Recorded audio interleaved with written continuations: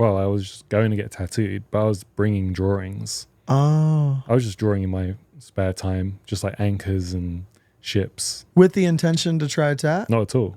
Really? Just like out of the interest of designing, drawing tattoos. Oh, you said, okay, that makes sense. I'm putting something together. You said that when you got your hand tattoo, you brought in the drawing. Yeah. Okay, so you were on that wave. Yeah. Okay. So I was already doing that.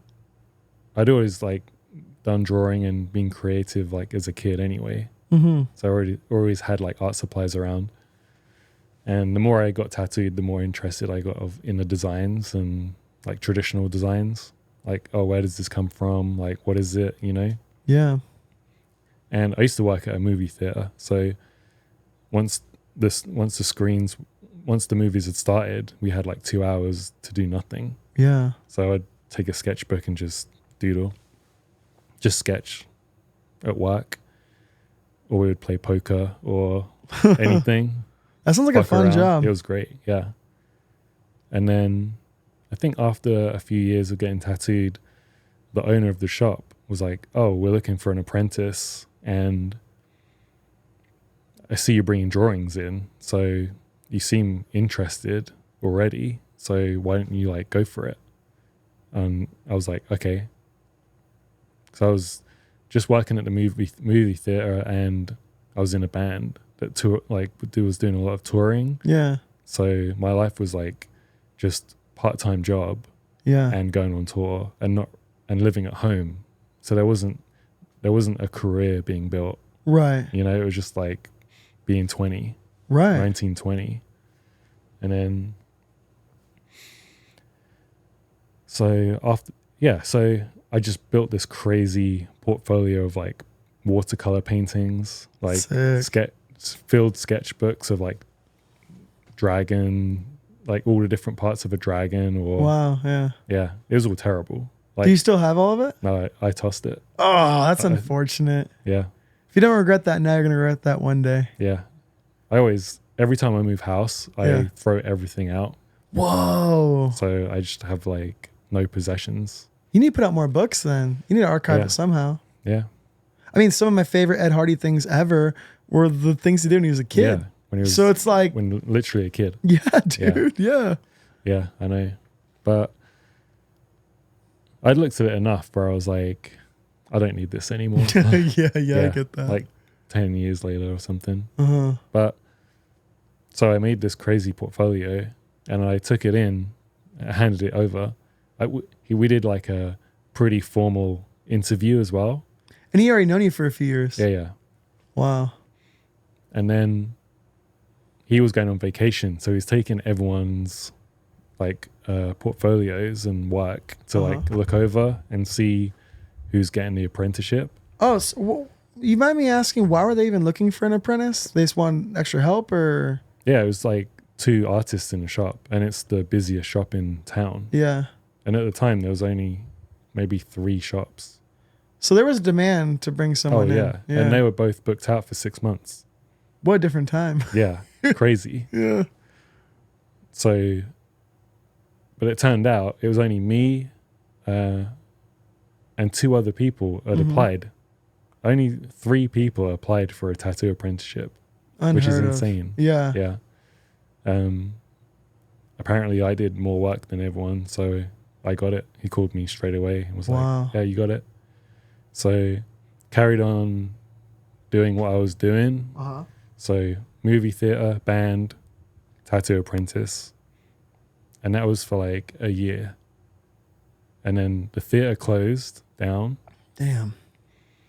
I went full-time tattooing and quit the band. And then it was just tattooing. Damn, it kind of just lined right up then, huh? Everything lined up perfectly. Yeah. It was actually crazy. Yeah. Wow. So your focus at that time, you were trying to do like, were you just trying to tattoo, or did you have like, I want to do this type of tattooing, or when did that find you? I always wanted to do like traditional, but I didn't even really know what good traditional was. Yeah. I had like, all I had was the yellow Sailor Jerry line drawing book. Oh, okay. The Yeah. acetate book. Oh, okay. Yeah. Which you could buy anywhere at the time. Right. Yeah. It was like in bookstores.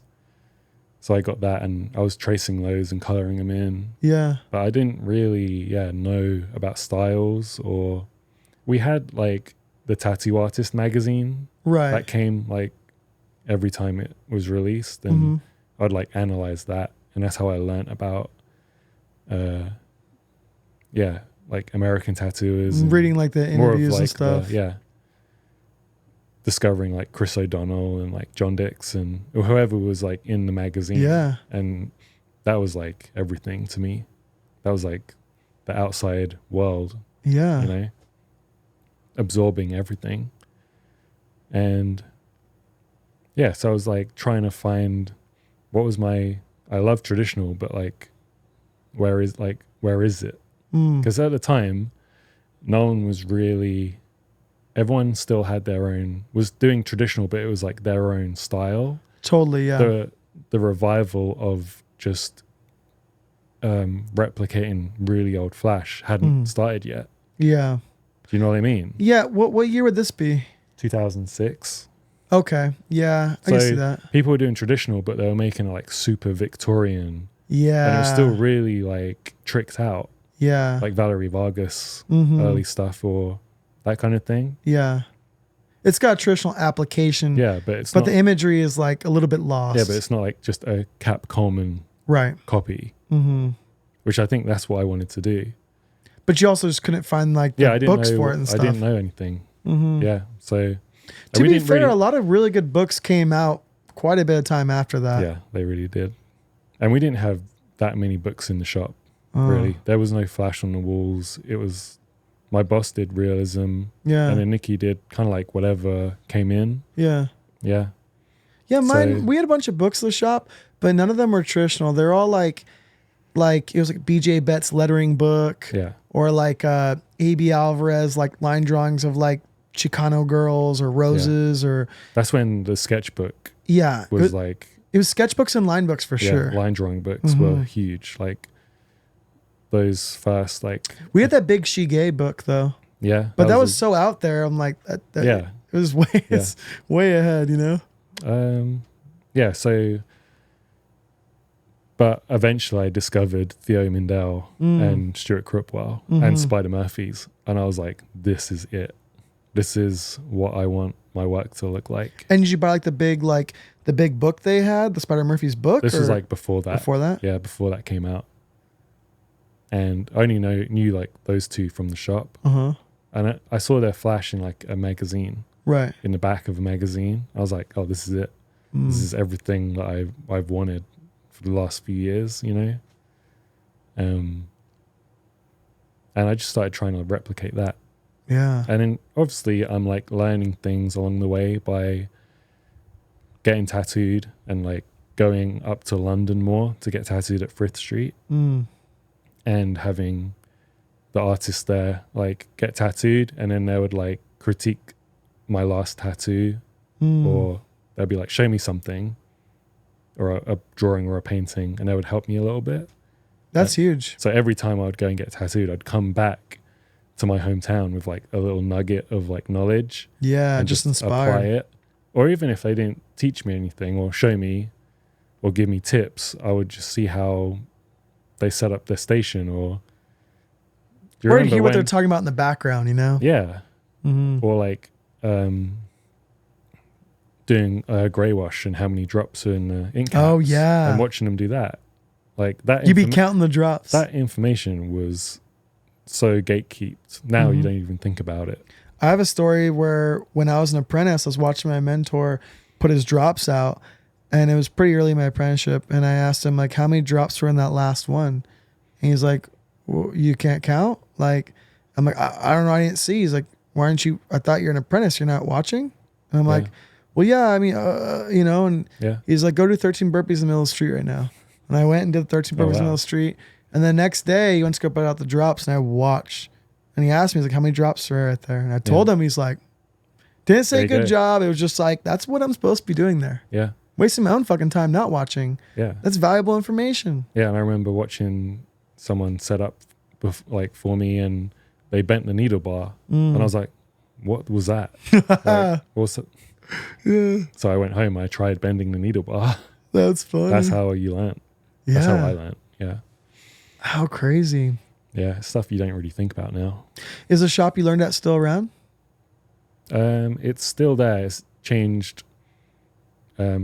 Nikki took it over. Yeah.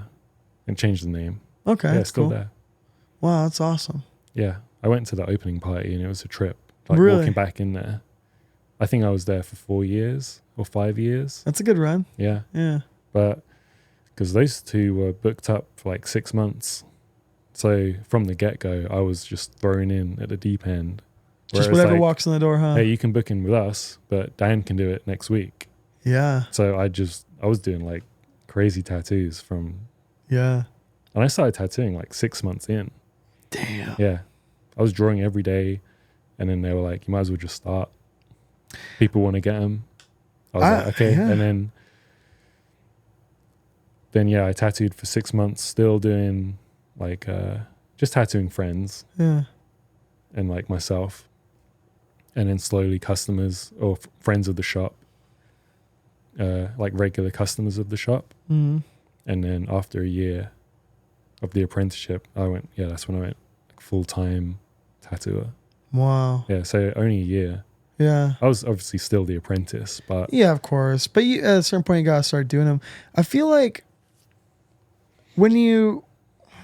how much they walk you through your first tattoos? How was that first experience? it was kind of like I was making needles as well. Yeah. So it was like using my own needles I've made Yep. and then, yeah, helped me set up.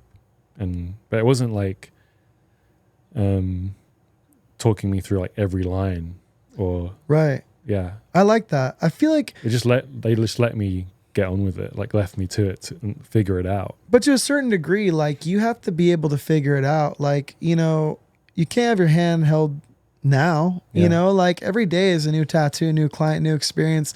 And you have to figure out how to fix the thing that you fucked up. You don't have someone to ask every single question of. Mm. And so I feel like being an apprentice, like, I don't know. I kind of feel like, yeah, like if you hang around long enough, it should just be like, here, set this up. And if you can't figure out how to set it up, it's like, how long you been hanging around here watching me set up? Yeah. Okay, kick rocks. You know what I mean? Like, Yeah. I know for me, for example, like if I want to learn to do something, I only have to really watch it once or twice to really like Yeah. get after it, Yeah.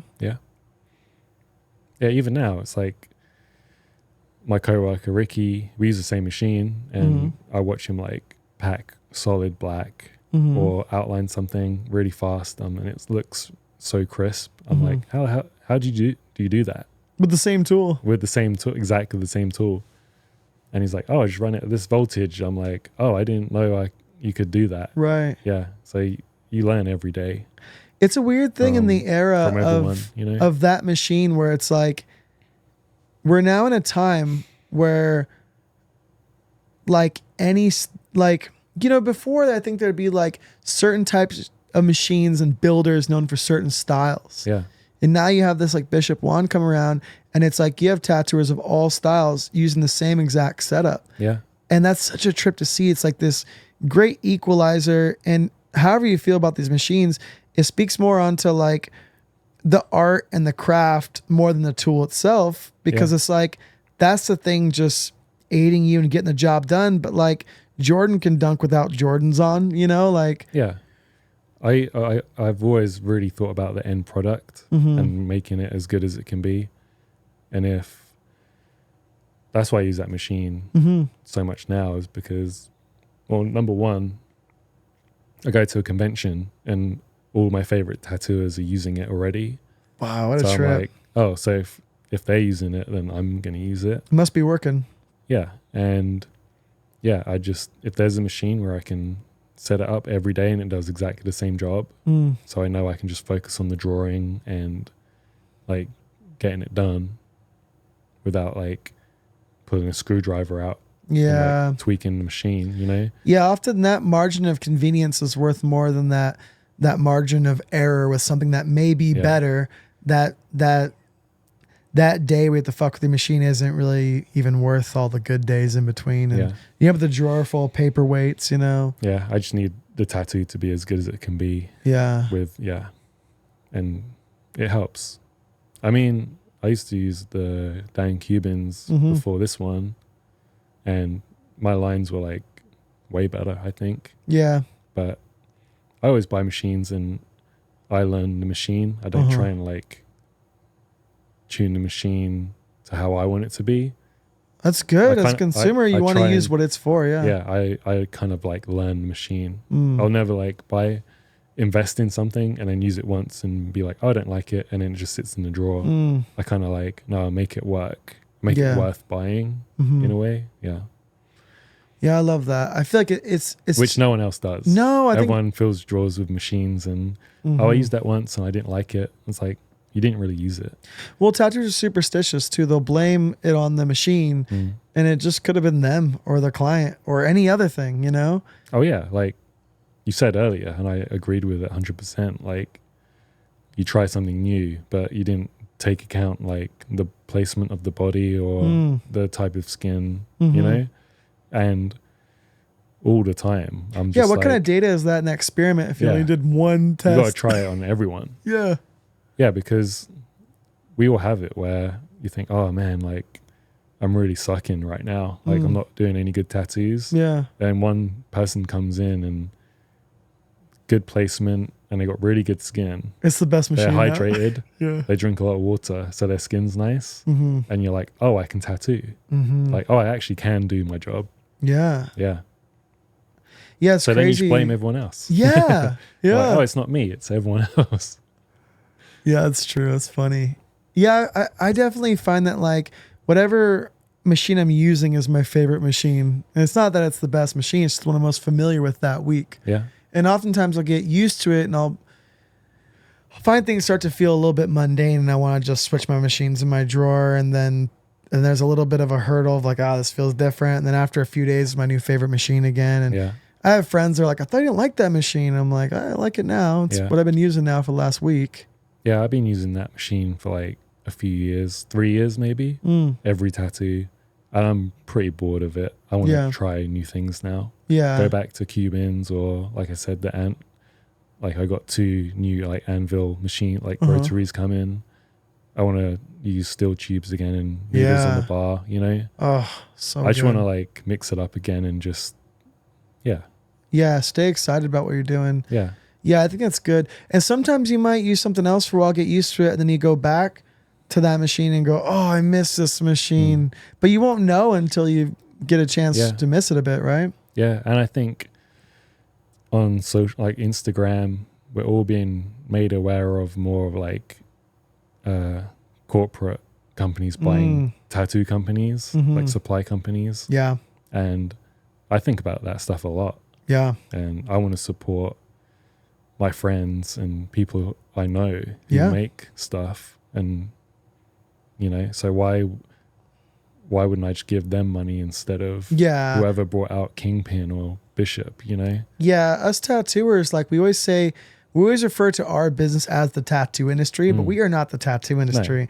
Like we are in charge because we're the ones that buy stuff from that said industry.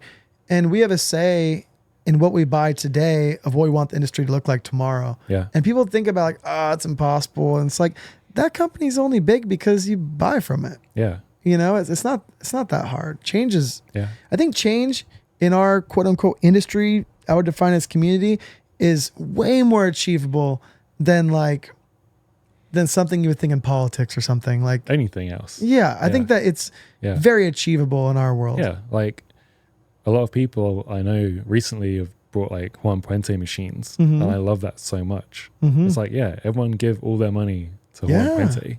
Yeah. Well, you think about like just 15 years ago, like everything that you bought tattooing related was bought from a tattooer or a tattooer owned thing. Yeah. And Or tattooers that make power supplies, you know? It might not be like they make everything, but like Richard Pinch makes the best tubes and grips. So we buy those, you know?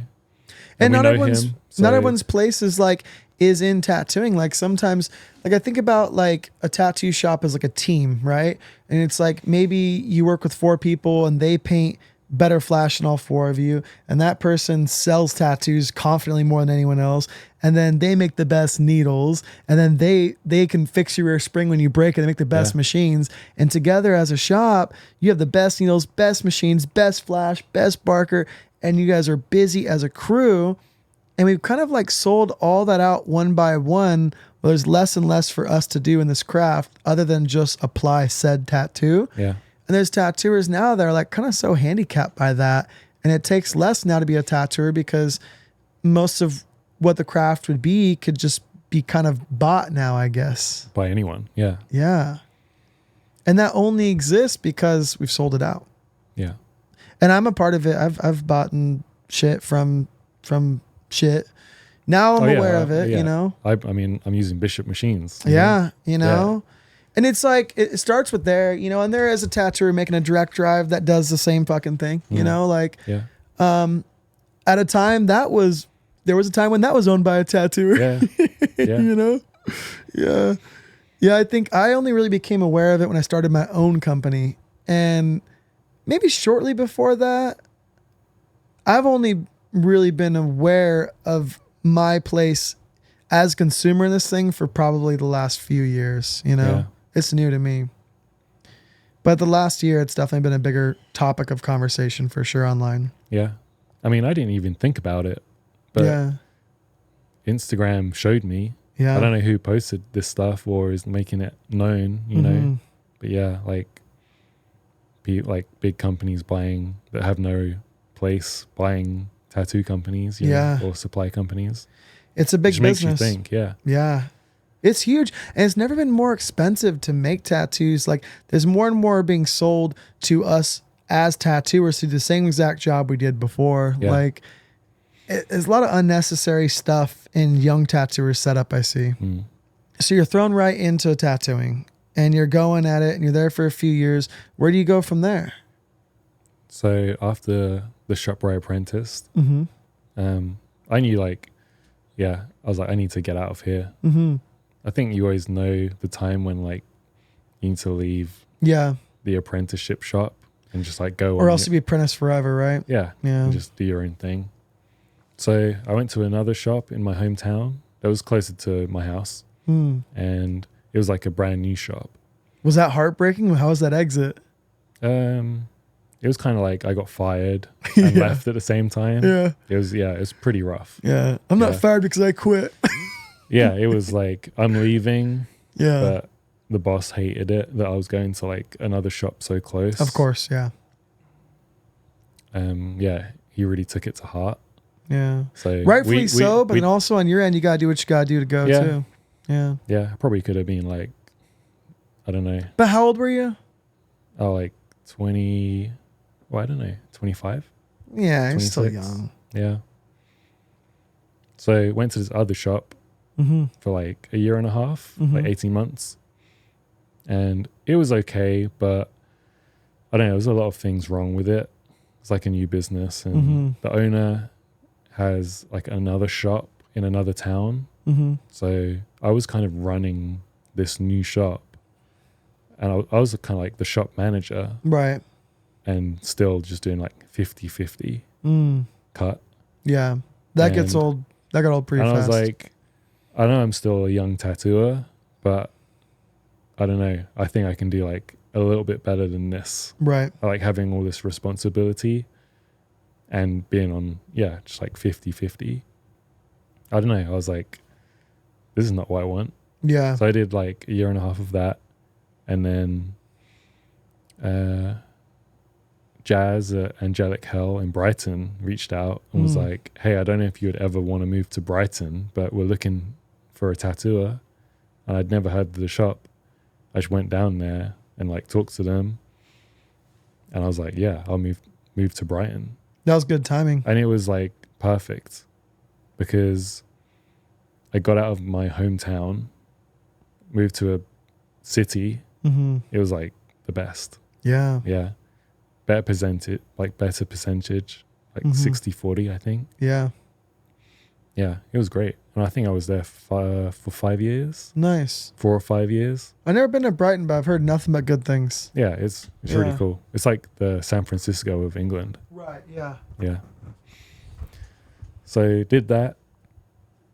It was really cool because the owner of Angelic Hell was Marcus, and he put on the old London convention with Okay. Mickey. Mm-hmm. So I automatically had an in to work at the convention. Oh, sick. So I was like, I'm like slowly just like building up in the industry, you know? Mm-hmm. It was really cool. So I worked the convention a few years, and then you meet all these people. You're around all the like these great tattooers. Mm-hmm. So yeah, slowly just like building your kind of career, I guess. And at that time, are you still kind of doing anything, or are you already starting to lean towards the tribal and blackwork stuff? When does that come into play? No, I was still fully on like traditional path Yeah. at this point. Yeah. But still doing everything. Mm-hmm. If someone wanted a tribal tattoo from the beginning, Mm-hmm. yeah, if I would do anything. So, but there's a difference between you get the shop email or someone walks in or calls and are like, hey, I want to get like a Polynesian sleeve. Mm-hmm. And you're like, oh, I can do that. Mm-hmm. There's a difference from doing that, your version of that, or being like educated For sure. in tribal tattoos and knowing what you're doing. Mm-hmm. So it got to like 10 years in at this point, and I'm still in Brighton, and I'm like, oh, I did a Polynesian sleeve that was like a walk-in basically. Okay. They brought in a picture of the rock. Yeah, everyone did. Yeah, For sure, that was the yeah. reference. Uh-huh. Or they called the shop or email, yeah, someone wants a Polynesian sleeve. I was like, I'll do it. Yeah. But actually, at that point, I just discovered Chris Higgins' work, Mm. who does like amazing Polynesian tribal and Iban style tribal as well. And I just discovered him, and his shop was like in Eastbourne, which is like 2 or 3 towns across from Brighton, Oh, shit. like 20 minutes on the train. Mm-hmm.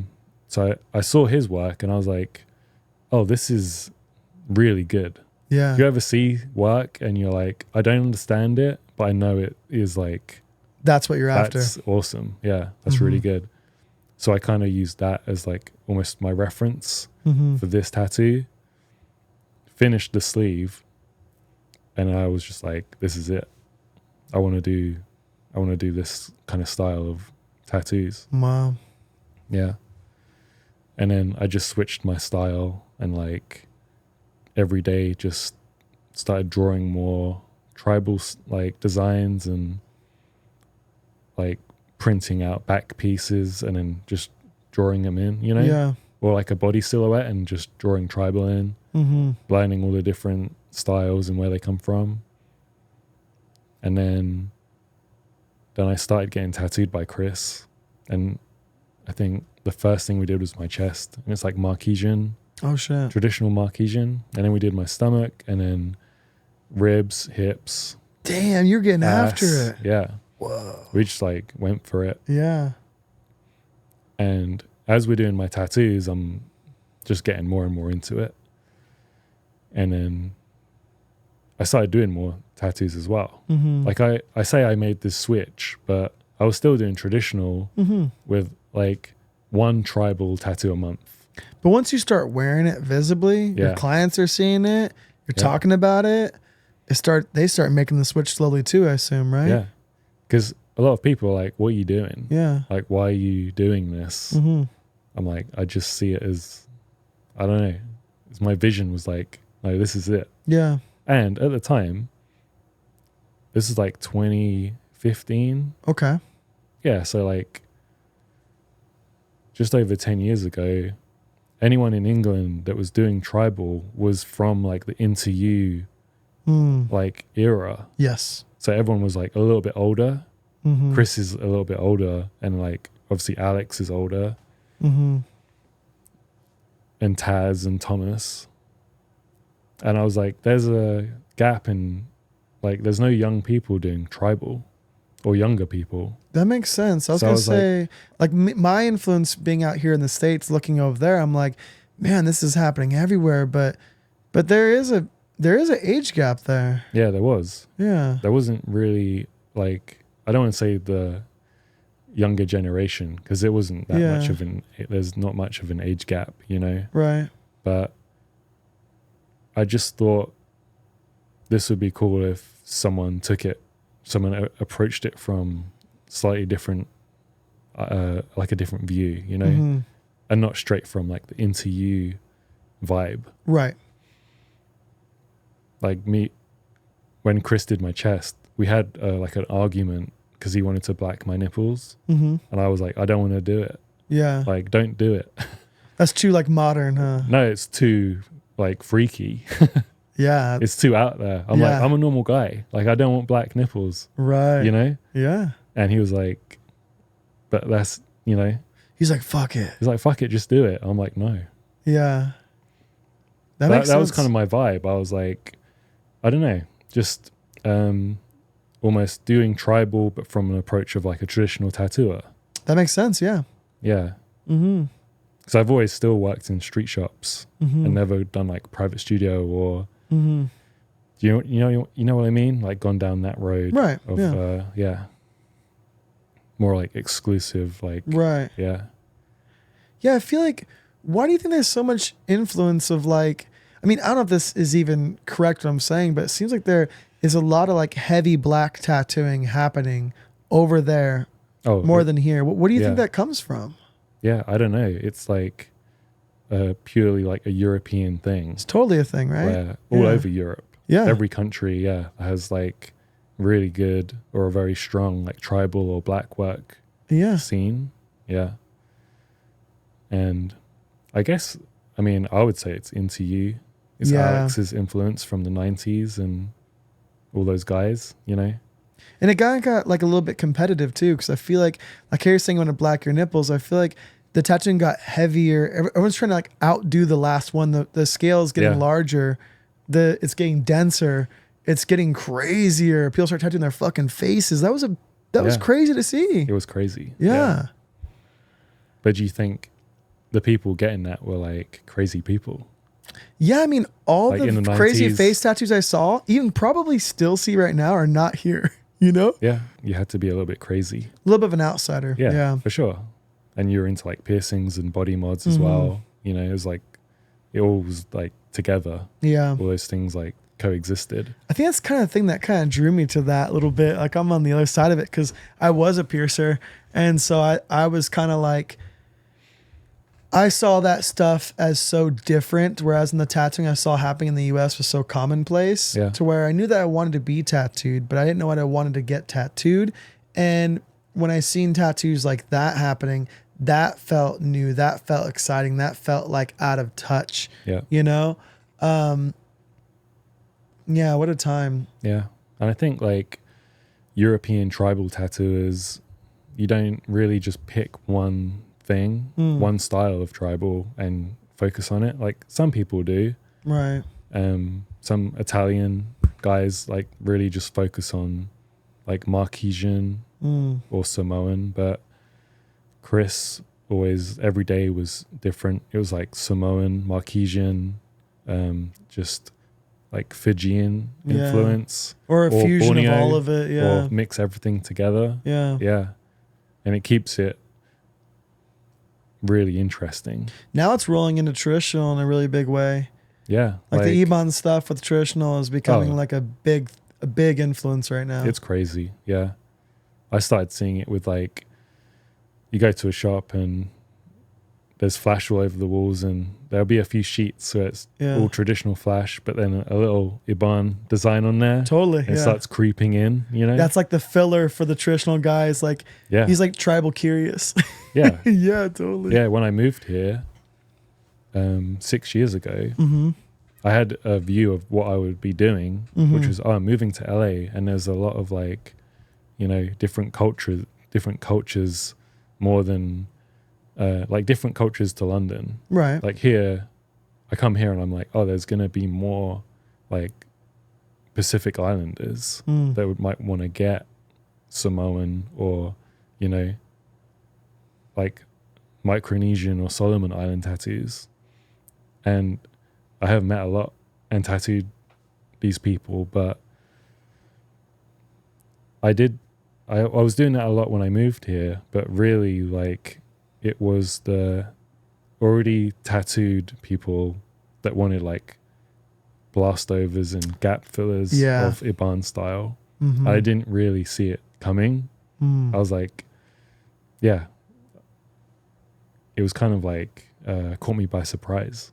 Really? And then that's what I got known for, kind of Yeah. like my thing, I guess you could say. No, totally. Yeah. Yeah. But when you think about it, it's pretty appealing. You already have a bunch of tattoos and, oh, I don't like this one. And then instead of lasering it, I'll just blast over it with like a cool tribal tattoo. Mm-hmm. It's dense enough to go right over one it. shot. Yeah. Like one and done. Mm-hmm. Yeah. So. Yeah. Now you have like I feel like the heavy blackwork stuff is becoming commonplace, which I never saw that happening. I always thought that was a pretty out there like thing. Like it'd be like a tattooer or a piercer had a black arm, yeah. you know? Definitely a piercer, then a tattooer. Yeah. And now it's like a barista. Yeah. Yeah. Martina blacked my arms out like 3 or 4 years ago. Mm-hmm. And I was like, oh, I'll do both arms because I don't know anyone with 2 black arms. And now everyone, it's just normal now. You got some matching sleeves now. Yeah. But no one had it. Yeah. Even 3 years ago. I remember I got, I have some heavy black work on my right leg and I got that done in 2010 when I was still learning how to tattoo. Yeah. And that was pretty out there. And I remember in my apprenticeship of like 2011, I wanted to black out this arm and like they did not want to do it for me. And my coworkers were like, well, let's put some portraits on your arm and then we'll do some like portraits. And then if you still want to cover them, then we'll black it out. And I'm like, okay. And so we threw like this like dystopia aftermath cover here. And then we threw like a couple other silly things on there. And I'm like, all right, I'm ready to black it out. And they're like, what? Like they thought they won me over. Yeah. And I'm like, yeah, just fucking blast over. Let's just keep that one. That one's cool. Yeah. And my buddy did it. And he totally didn't care if it was solid or not. He's just like rushing through it, you know? Yeah. I couldn't find anyone that wanted to pack black like that, you know? I was into it, but no one was into it out here. Yeah. I mean, it's still a new thing in California. Mm-hmm. There are people here doing like heavy black tattoos. Yeah. And black work or some version of traditional tribal styles, but I think they're probably looking at it from a different place, you know? I can see that. Yeah. Well, now it's like rather than looking to the source of the where it actually comes from. Well, now it's got this weird. It's filtered down. It's not even filtered down. It's got this weird thing where like now there's a new generation that's gotten so heavily tattooed so fast because it's so acceptable. Yeah. And they don't like their tattoos. And then you have this blackwork as sort of a solution. And then you have this new trend of like color over it, which I would say like Lucky Diamond Rich was the first doing that. Yeah. And like layers of tattoos. Yeah, no, it's way out there stuff. And now you have like influencers doing it. And you have like walk-ins asking about that. And it's fine. I think it's cool. But they don't get like, okay, so you want 4 sleeves. Like it's one thing to come in and be like, hey, how much for a sleeve? It's not like, hey, how much to black on my arm? Then put white over it. Then put red over it. But, it's like, it's not going to, I can't do this in one session. Like this is a heavily tattooed person thing. Yeah. And it's being like, it's kind of too popular because it's not as accessible. It's not accessible enough to be a trendy thing. Yeah. And also the results aren't consistent enough to be like a replicated thing. Not everyone is going to have like, there's honest people out there like Nathan Moulds, like really honest shows like how many layers of white, you know, and stuff. But people don't get that. They think that they're going to have like white over their black. That's right. Yeah. You know? And it's all just from trends on Instagram. Yeah. they see It's from it. the best case scenario. They see it and they think it's cool. And yeah, you're right. I have people coming in for first sessions of blackout sleeves and they're already talking about white over the top. I'm like, number one, I don't even do that. Yeah. I tried it once and it's not for me. Yeah. Like, if you got space on your body, I'm tattooing that first before I hit you with the white. Yeah. I tell them like, hey, if you want the best white ink over black work, first of all, enjoy black work. Black out your arm. Run that for 5-10 years. Let it settle into your skin. Yeah. Let it age. Yeah. Let it lighten up a little bit. Then do that. Like, if you're so into getting tattooed, then enjoy these like sedimentary layers of sleeves that you're going to get on this arm of those tattoos, you know? Yeah. Yeah, it's just not like very accessible. My best friend just got a really cool traditional tattoo over some black work that I did on him like 10 years ago. And it was pretty faded up at the top of the bicep. And our buddy Anthony threw like a Sailor Jerry style like Hanya over it. And the black wasn't that black, so it really hits. Yeah. And I'm like, dude, fill in all the negative space white. He's like, all of it? I'm like, all of it. Oh, wow. Yeah. And it looks like magic. It's like, how's that sitting over it? But the black has been in the skin for quite some time. Yeah. It wasn't really that black. But having like an old black sleeve, doing something like that, and then if you're that into getting tattooed, fuck it, re-black around it, like that's powerful. But you're not gonna get that like today. Yeah. You can't fake that funk. Yeah, I see people do it, like Guy and like Jesse Manchester. Oh, yeah. And there'll be like so many layers. Yeah. And it's like so impressive. Like I just trying to figure it out. Yeah, I've seen Guy do like gray work, like gray out someone's arm. Yeah. And then black over that and then white around. It's crazy. I love it. Dude, I'm not different it's not level. For me. Yeah. I'm not gonna do it. Yeah. Yeah, no, it's and Jesse Manchester will do like, all this geometric layering. And it's like, wait, so there's like a badly done blackout underneath, and then there's like new black with like new gray and white highlight. Yeah, it's like it's fucking so cool. crazy. Yeah, or have you seen Curly do? Curly will do like those sleeves where it's like all lines and it's healed, and he'll put new lines between all of the old lines. Yeah, fucking mind blowing, dude. Like that's just like, and you know, someone can see that and go, "Oh, it's just lines." It's like that's the hardest fucking thing in the world. Yeah, crazy. That stuff's pretty crazy. Yeah, pretty out there stuff. Yeah, I'd definitely like to see how like large the scale of tattooing has become. But again, like the larger and more competitive and crazy it gets, it kind of becomes an out of touch trend that most people can't really sit through. You know, it's like, not possible. Yeah, because people are getting like their whole bodies blacked out. Yeah.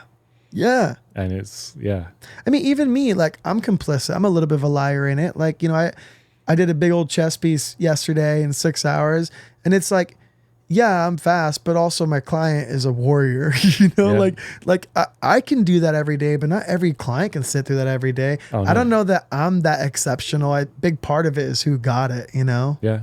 If you could sit through that type of thing. Yeah. Blacked out arms and then chest, and then you see, people blacking out their whole bodies. And now you look at it and you're like, oh, cool. That's true. It doesn't shock you anymore. I think in real life, and that's when, in real life, it still hits. Yeah. Yeah. You're shocked. It's the phone thing, you know, like, it is the phone thing. But you see on your phone, like, Japanese bodysuit, Tabori, and you're like, but that's anything. That's Instagram seeing the coolest car you ever seen, the hottest girl you've ever seen, you know? Yeah. You're like, another car, another girl. Yeah. In real life, it's still a hot girl, and that's still the coolest car you've ever seen. I was at the bar, and this woman walked in with like full blackout arms and chest. Yeah. And like tattooed eyeballs as well. Whoa. Like color.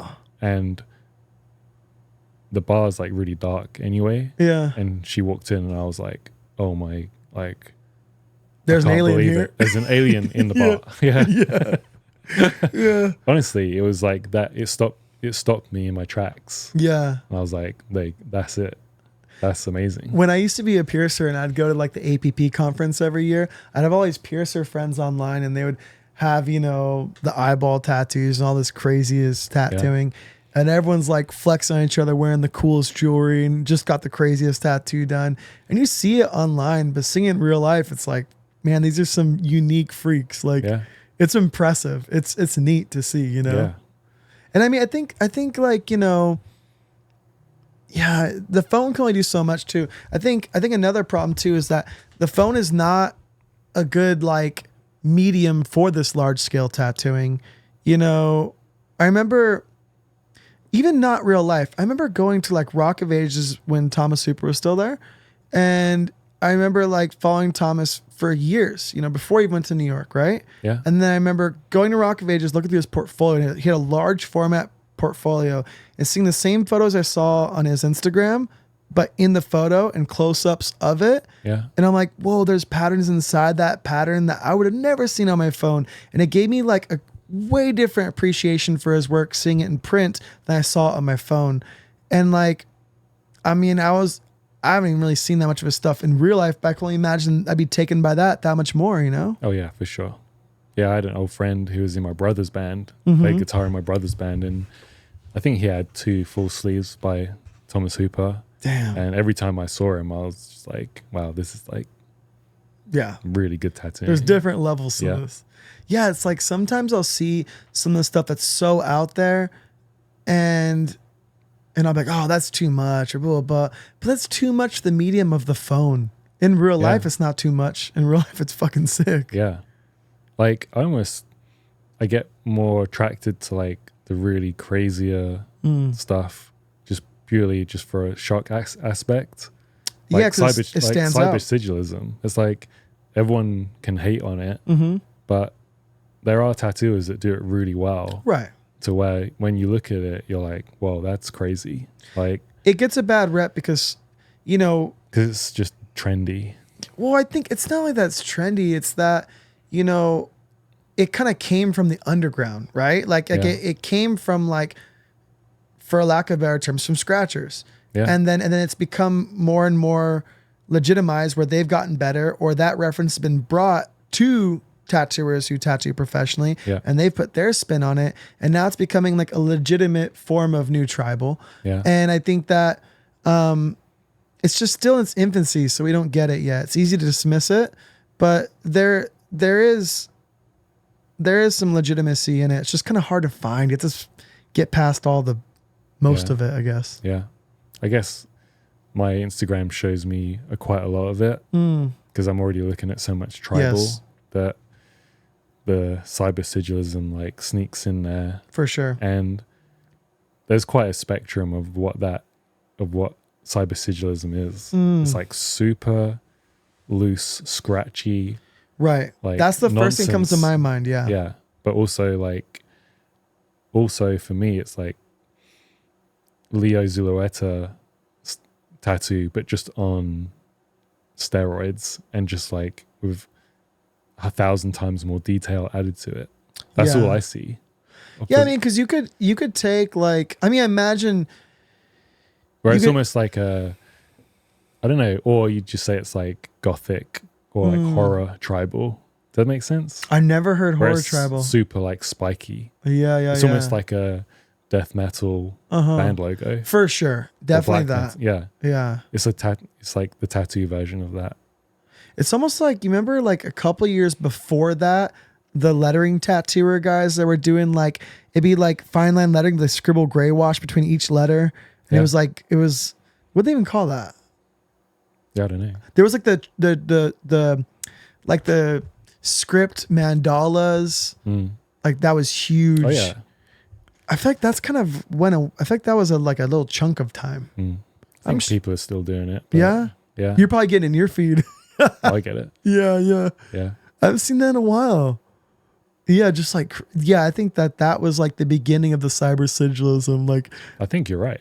Yeah. It came from script. yeah. Yeah. It's interesting what's going to become of it. I've done a few cyber sigilism tattoos and I really enjoyed it. Yeah. I do my version of it Yeah. and I do it every now and again Yeah. because I don't think I can. I'm too like in a box to like. But it's nice to have that freedom of like how loose it can be, Yeah, I really, or like kind of like having elements of new tribal with like elements of like almost the way you would draw a finger wave, like the way things hook around. Like yeah, there's it a is lot. really fun. Yeah. Yeah, I won't deny that. Yeah. It's like you can draw some very loose Sharpie lines on the body, and basically just start tattooing. Yeah. And just create this like crazy thing. It does like, you know, it's where we're like, it's almost like this post tattooing that's happening right now, where it's like, you know, I mentioned earlier about the craft, how we've sold out so much of the craft where we don't need to make our own needles. We need to buy our ink or even know how the machine even works anymore, right? Yeah. And then we came to this, probably since 2020, there's a new crop of tattooers that didn't even need to know how to even tattoo. Yeah. And they developed these styles from, I'm an artist, this is just another medium of how I perform my art. And that's where that, I believe, comes from. Yeah. It gives some kind of like, I like I'm so torn on all this. And I've had this joke that I'm like, I mean from a really good place, where it's like, I hope that this means that one day when I'm not capable of pulling a crispy line or packing a solid field of black, that there will be a place in tattooing for me somewhere in that. Yeah. You know what I mean? Oh, for sure. And it's like the first person. You'll still be able to do something. Yeah. You know what I mean? Like you could kind of like, my weaknesses might be strengths, you know? Yeah. And it's like the first person that comes to mind. And again, like with nothing but the utmost respect, to be like a Tom DeVita, you know? Oh yeah. Like maybe he's like the godfather of cyber sigilism. Somewhere out there, you know? I could just be there just playing with my stamps, scribbling black and getting after it, you know? Yeah. But I think that also came from new Korean tattooing. Really? Okay. Where I think like tattooing in Korea was illegal. Yes. So you couldn't even do it. Yeah. And then suddenly it's not illegal anymore. And all these kids want to tattoo. Yeah. So they have all these new tools. Mm-hmm. And they're coming at it purely from almost like a graphic design. There's no traditional, like American traditional, or, you know, they'll do a dragon, but it looks like a dragon you've never seen before. Totally. But it's incredible somehow. Yeah. Yeah, I follow some Korean tattooers that it's just mind blowing. You know, I also they're coming at it from a completely different angle. And some of them doing tribal as well. Whoa.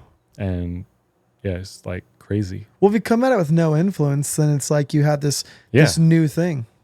Yeah, no influence or no heritage or tradition. Yeah. Wow. Where you think, oh yeah, I'm American, so I should be interested and know about American traditional. Yeah. It's like, no, they just make it up. As much as I fight it because like these rules that I've learned, you know, I think about it like the first tattoos that I was attracted to is just like going to punk shows and seeing black tattoos on people's arms of just band logos, like bad conflict logos and black flag bars and subhuman skulls and just folky black graphic heavy tattooing. And, you know, I remember seeing that stuff and just, I didn't want a good tattoo. Like I didn't want my Mario Threat tattoo to be super clean. I want it to be like speckly, like the screen print looks, you know? Yeah. And I can't help but feel that like, this is just the new generation's punk rock. And if we don't get it, that's the point. You know? True. Yeah. It's like their thing. And the fact that I don't get it makes me know that it's cool and I'm fucking on the other end. Yeah. I always feel like if I see a tattoo, I see something good in it. Yeah. There's something good in it all the time. Mm-hmm. It's very rare that I'm like, okay, that is complete garbage. You can find the merit in almost all tattoos. Yeah. And I like doing that. Yeah. What a trip. But rather than shitting on it. Because you're just, you know, rather than being like grumpy and just shitting on anything you don't understand or don't like. So just where do try you? and see something good in it, Yeah. you know? Yeah, that makes sense. So where do you, in your practice of tattooing, do you find yourself like looking forward or still looking backwards at the past, or like where are you at with your influence in tattooing? Yeah, I never thought about that. I guess everywhere, Yeah, right. looking back. Because on one end you are going to Borneo and getting tattooed, Yeah. but then you're still getting that shit pop up in your feed on Instagram And too. I'm like, oh, I like that. This Yeah. brand new style of something. Yeah. Yeah. And I'm like, oh, that's cool. I think I'm also just like, how did you do that? Like technically, it's impressive, you know? Yeah. Seeing like a super technically done tattoo, which I think back to when I started, and if I'd seen a tattoo like that now, or back then, it would be like so mind blowing, Yeah. you know, like some of the newer Korean tattooers. I'm not even aware of this. Yeah, I'll show You gotta send me some stuff. Yeah. Because I'm not even. Do you know any names that come to mind right now? Not No. not really. Yeah, You wouldn't say the name right, anyways. no, no. It's like I don't know, it's some weird. Yeah. Like- Yeah. Yeah, I get you. I have them saved on my phone, but I'll show you later. Okay. Yeah, that's interesting. You know Yeah. what's kind of funny? This is like I wouldn't say this is a hot take, but in traditional tattooing, it's like there's obviously like a divide between that and like realism tattooing, right? Yeah, When I learned how to tattoo, sounds like from around the time you learned how to tattoo as well, both our mentors were doing like what black and gray realistic type stuff, right? yeah, I thought it was cool, but I just found myself kind of like bored watching it. Like as a consumer learning, as an apprentice, it didn't seem fun to tattoo. And it just felt like kind of inaccessible, and it felt like it just didn't feel like as good of a product. Like I watched my mentor do some quick lettering and it would heal up and look like that. And do a portrait and look beautiful. And then the ear would be really light and you have to touch up the ear, you know? Yeah. And like, I was like, it's like a very delicate tattoo. I like the more solid tattoo side of tattooing. yeah, And, like you, I find merit in almost all styles, but I recently, like last year, was at a convention and I met Nico Hurtado and I watched him tattoo for a bit. And I was watching him do his portrait and I was chatting him up for like a good 20 minutes. And when I was watching him tattoo, it didn't feel like I was watching another thing. Watching him tattoo felt like I had way more in common with him than I anticipated. And the way he was like packing it in, it's like a fucking traditional tattoo. yeah, It's not delicate. Like he has a round shader and he's packing that color in there. yeah, And he's pointing like, oh yeah, this one's 10 years old and this one's 15 years old. And I'm like, oh fuck, I've had a strong bias blanketed across this entire style for the last 10 years. And I think, and I had nothing to show me otherwise, but being Yeah. there, hanging out with him, watching him tattoo showed me otherwise. And it kind of fucking blew my mind, dude. yeah. I think, yeah, it brings to mind someone from my hometown that really got into like color realism and did a lot of like Disney and Marvel stuff, and he just blew up because his photos on Instagram were so good. Like everyone was like, everyone wanted to get tattooed by him, and then they were healing terribly, like really bad, and so that kind of came out later. So he blew up, and then everyone's like, actually, he's like no good. And I think that's a pretty common Yeah. view of color realism or any realism at all. It's not that realistic most of the time. It's like, I guess, does it translate where someone does black work and then they can't pack black that good? That's fair. You know? Yeah. I think the thing It's is good. that The fresh tattoo looks great edited online on the phone, but if you see it in real life, yeah. then it's like, oh, it's not very good. Yeah, the thing is, it's not very accessible, you know? Like, the thing is, there's some styles that are very forgiving, you know? Like, Yeah. a poorly done traditional tattoo with the right subject matter and the right placement, It's still amazing. still pretty cool. Yeah. Right? You know? Whereas in realism, it's only cool at its highest level, Yeah. which makes it feel like an unachievable, unrealistic level. And when you come by these tattoos, and you see the most common version of this style, it doesn't seem like it's possible, Yeah. you know? And then you realize, oh, well, that's why Nico's been famous for so fucking long. You know what I mean? Like, yeah, he's been doing this for so long. that Yeah. He's figured it out. yeah. Yeah. And so, yeah, we all say there's things that aren't possible in tattooing, and then we can name a tattoo that makes it possible in tattooing. We excuse a whole like style because it's just not, we're not capable of it. Yeah. You But know? we all know when we see like a really good black and gray portrait, Yeah. and then, yeah, again, I've had moments where I've just stopped and be like, whoa, Undeniable. that's incredible. Yeah. Yeah. Yeah. Yeah, an incredible tattoo is an incredible tattoo. I think the thing that's different about tattooing right now is that we're viewing it from the phone, like how I mentioned earlier, where Yeah. there's tons of people where all their favorite tattooers, they've only seen pictures of the tattoos. They've never seen the tattoos. Like me with Thomas Hooper, right? Yeah. I've seen 4 Thomas Hooper tattoos. And he's one of my favorite tattooers, you know? Yeah. I've viewed his career through my phone, you know?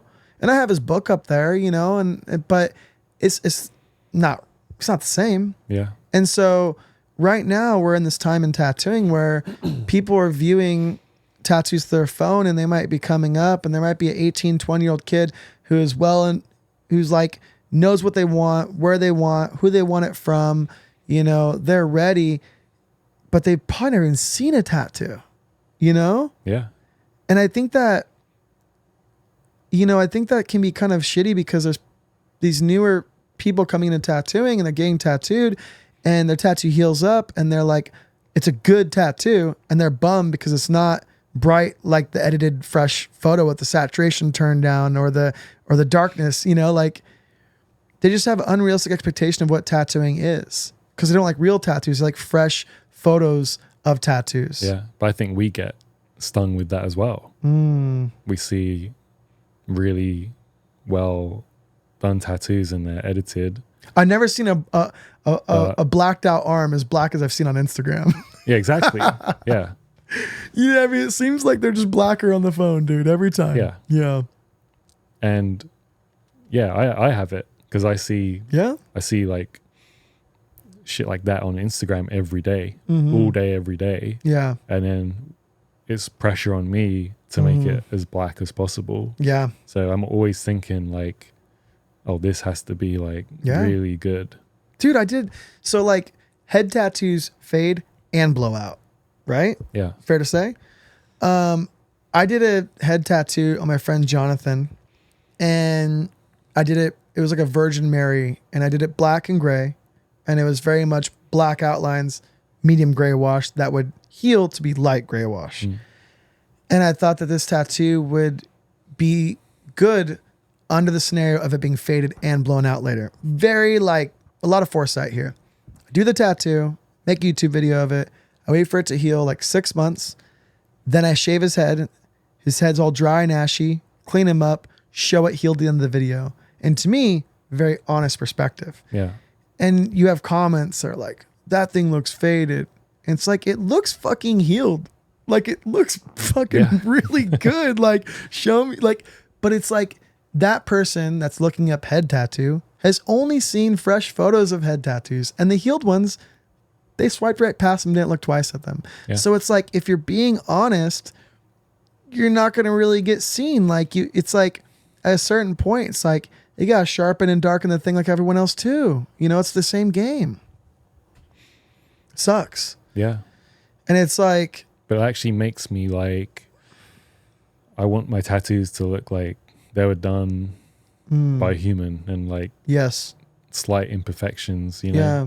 I see like Iban style tattoos, or, you know, just like tribal stuff that's like, it's almost too perfect. Yeah.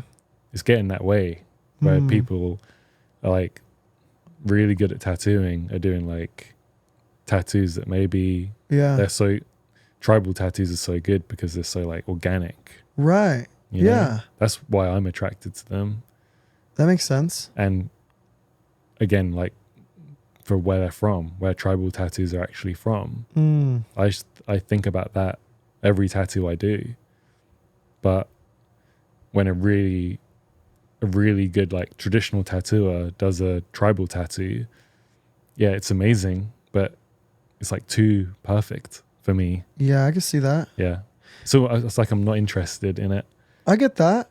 But when someone is on a bamboo mat getting like hand tapped and it's swollen and like it looks like a mess, I'm like, that's what I live for. Yeah. I love that, you know.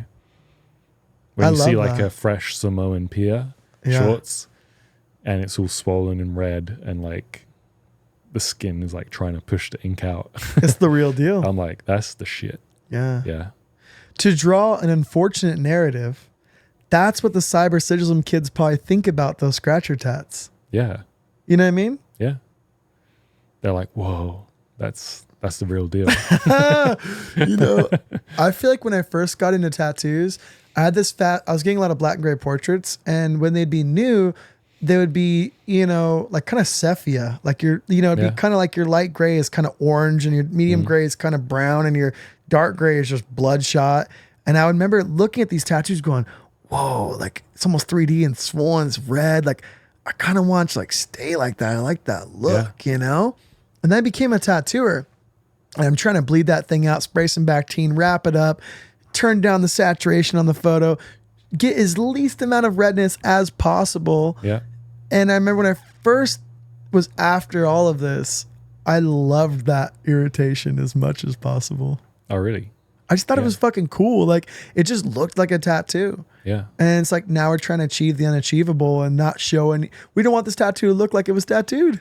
We don't want it to look red or painful. And it's like it fucking was red and it was painful. Yeah. It's so dishonest. You know? Yeah. Yeah. I mean, I alter every photo I post. Yeah. Yeah. So I just, That's the name of the game. yeah. Yeah. I think, also I'm just like a terrible photographer. So 1 in 10 photos, I'm like, oh, actually, I don't need to do anything to this. Yeah. But the way the shop is and like all the natural light just blasting through the front window. So one side of the tattoo is like all like glare. Yeah. and the other side is like dark. Yeah. It's like, it's hard to like, just like set up and take. What are your cheat codes for photos in the shop? Oh, like go outside. Yeah. Most of my photos are just out the front of the shop. Yeah. Or I don't know. I move around a little bit in the shop and just try and find a spot. Yeah. Yeah. We have like a black backdrop out Right. in the back room. Sometimes that works. Yeah. Yeah, it's weird. Over at Unite and Win, the way the sun hits the front right side of the shop. So if you finish a tattoo midday and you walk outside and you turn to the right, which would be the left side of the shop if you're looking directly at it, that whole side of the shop is just a evenly not direct light casted shadow.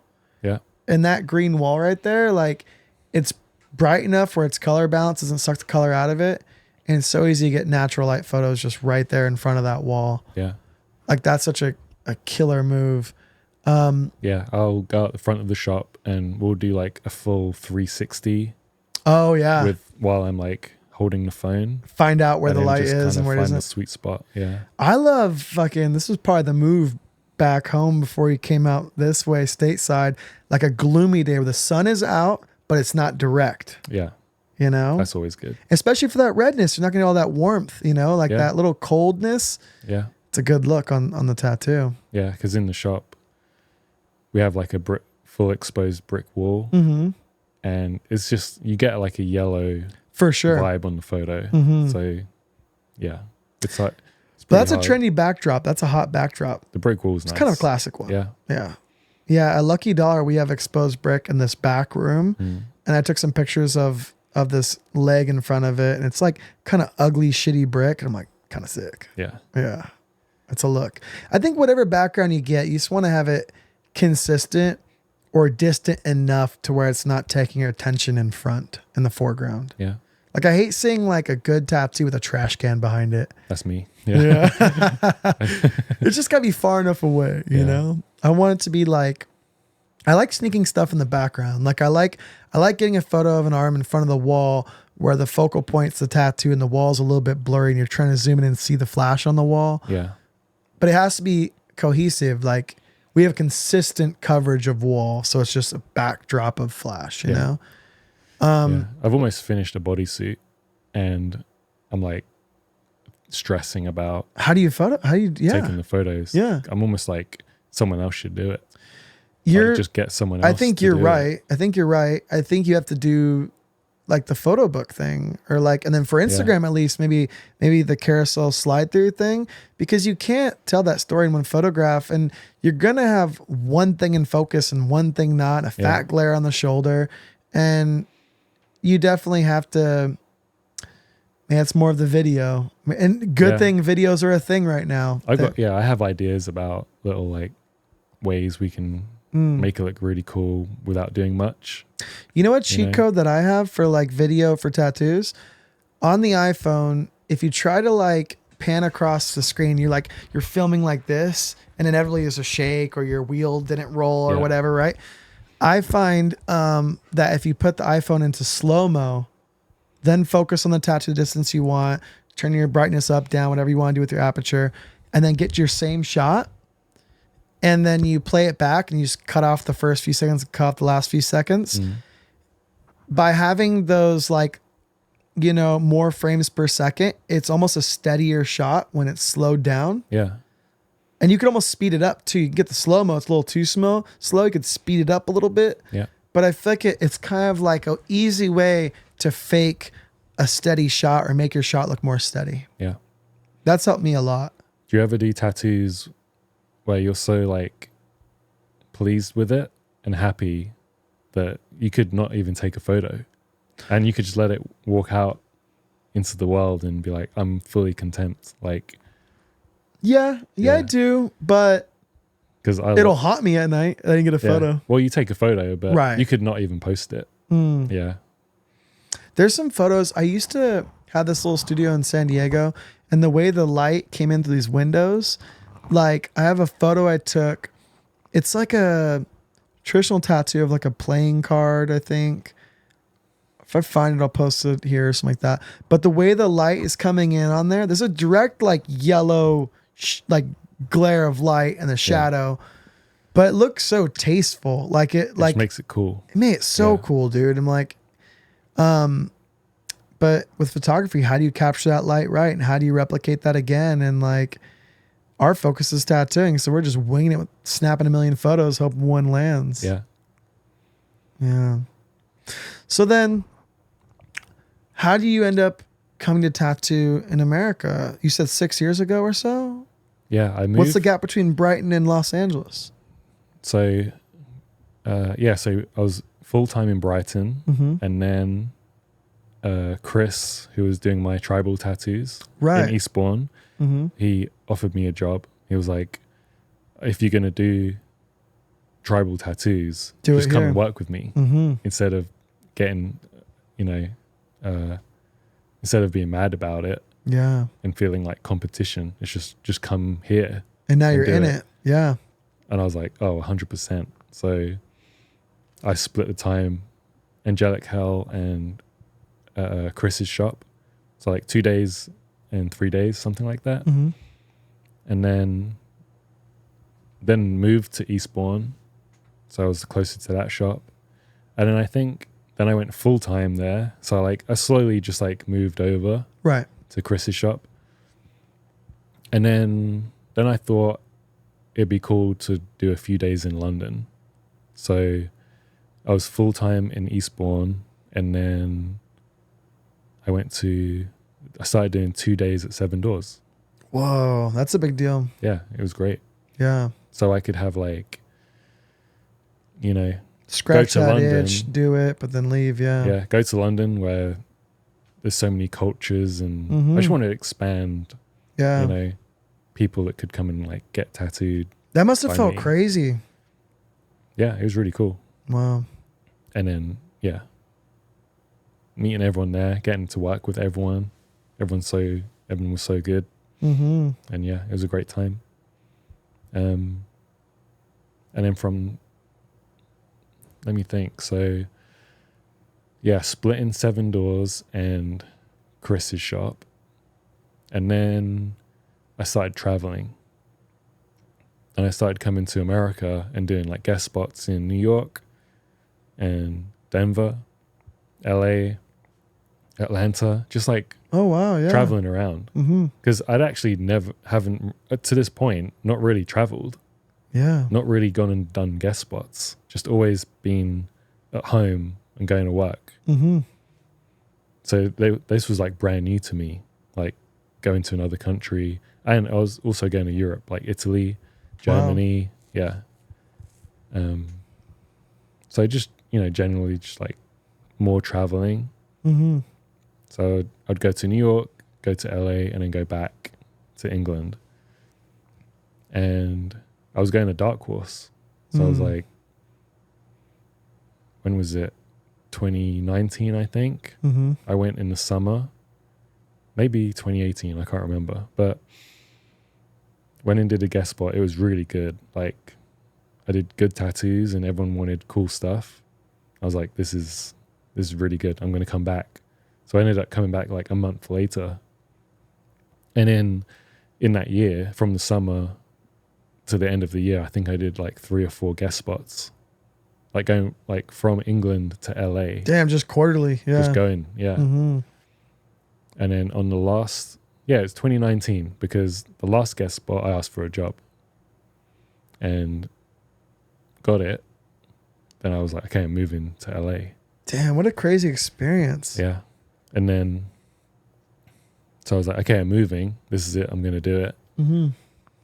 Went back to England, was kind of wrapping everything up, Then February, back to LA, got my apartment or living situation, bank account, phone, kind of figured everything out I needed, social security, just like figured it all out. So when I come back, I'm like ready to go. Smart. So that was February. March 2020, I go back to England. I got March to like finish all the tattoos. No, I know where the story's going. Yeah, Okay. finish all the tattoos and like get my life there wrapped up so I can move. Yeah. And then I was supposed to move, like 1st of April 2020. Oh, like man. the whole world shut down. So I'm in England, the world shuts down, and I'm paying for an apartment in LA. And you're stuck. And I'm stuck. My flight gets cancelled. And then I'm like panicking. I'm just like, oh, what do I do? Right. Do I just like figure it out and just stay in England and stay at my mum's house? Mm-hmm. So at that point, I didn't have like my own apartment or anything in England. So stay with my family. But then I found like a relief flight back to LA for like residents and citizens. Oh, and because you had that apartment, you were kind of able to be like... Oh, yeah, and I have a passport. Yeah. And, I'm already like a citizen. So it was like, if you need to go home, this is the chance. Yeah. So I went and I got the flight and there was like 20 people on it. And I got to LA, landed, got like LAX, went to get a taxi, and there was like 2 taxis at LAX. Holy shit. Like nothing was happening. Wow. And then the shop was closed. Yeah. I just went on a hope that it would open sooner rather than later. And then it ended up being closed for like 3 months, 2.5, 3 months. Yeah. Then we were allowed to reopen again. Then they wanted to close us down after 2 weeks. And we just didn't close. We just closed the front of the shop and we're bringing people around the back. We were really safe about it though. Like the shop's really long. So we'd have like someone working at the front, someone at the back, face masks, face shields. Whoa. And then 1 appointment a day, staggered. So no one was walking in and out of the shop. Making a valid effort, yeah. Yeah, and no one got sick for a long time. So it was working. So we just kept doing tattoos. What a trip. That feels like, you know, in the grand scheme of things, that was yesterday. Yeah. But it also feels so long ago. Like Yeah. what a weird time. Yeah, it was crazy. I tell people that story and they're like, it must have been so crazy for you. And I'm like, I don't know. Like, I just went along with it, you know? Just took it as it came, I guess. Yeah, there was like a 3-year, 1 year. You know, there was like, it was just like, time was just like. I actually loved it because it was a forced vacation. Like where I lived, I just got like $1,000 a month Craigslist room with a stranger. Yeah. And it got pretty weird sometimes, you know, but the apartment had like a really cool balcony and I just sat out there and like painted all day. Yeah. Until like, and just kind of had a pretty chill life. Like, and I lived really close to the shop. So when we did reopen, I could just walk to work. Yeah, that changed so many people's like, that changed the game for tattooing in so many ways. Like so many people went private and didn't go back. So many people started tattooing. So many people stopped tattooing. It was just like such a time of uncertainty, but also like a huge demand.